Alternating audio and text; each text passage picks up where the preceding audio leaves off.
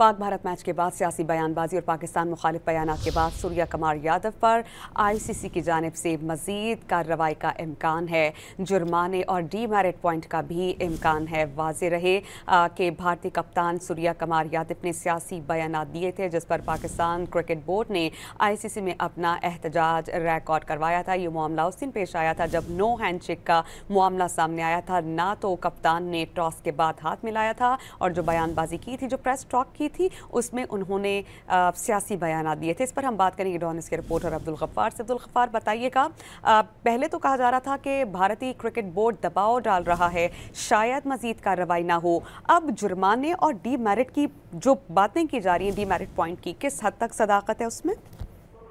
देखिए, क्योंकि ऑनगोइंग मामला है, समिया शामी जो है वो सूर्या कुमार यादव पेश हुए थे। आईसीसी ने इसके हवाले से कोई बयान जारी नहीं किया, ना भारतीय क्रिकेट बोर्ड ने। तो जो उस वक्त मीडिया रिपोर्ट्स आ सकी थी, लेकिन हमें तराई ने कंफर्म किया है कि जो आईसीसी हुकाम थे, उन्होंने इस मामले का बड़ा सख्त नोटिस लिया है, जो कि सूर्या कुमार यादव ने एक नहीं, एक से जायद मरतबा पाकिस्तान मुखालिफ और सियासी बात की, जो किसी सूरत आईसीसी और खुसूसन कप्तान के लिहाज से जो है वो उसमें जो कोड ऑफ कंडक्ट के जमरे में नहीं आती थी। मेरिट पॉइंट जिसके तहत फिर उनको आगे चल के मजीद जो है वो किसी मैच से जो है वो बाहर भी किया जा सकता है, लेकिन उस सूरत में होता है जब आप एक से दो मरतबा ऐसी खिलाफवर्जी करेंगे। जुर्माने का इम्कान जरूर है। और कल बड़ा इवेंटफुल डे है समिया, क्योंकि कल पाकिस्तान के दोनों प्लेयर्स को भी आईसीसी ने तलब कर रखा है, यानी कि हारिस रऊफ और सादादा फरहान भी कल होंगे। इंडिया पाकिस्तान फाइनल जरूर संडे को है, लेकिन उससे पहले कल एक बड़ा जो है वो इंपॉर्टेंट डे है, इवेंटफुल डे है। आईसीसी की जाने से तीनों खिलाड़ियों के हवाले से फैसला हो सकता है और बात जुर्मानों और डीमेरिट पॉइंट पर जा सकती है तीनों खिलाड़ियों के हवाले से। जी गफ्फार, बहुत शुक्रिया आपका।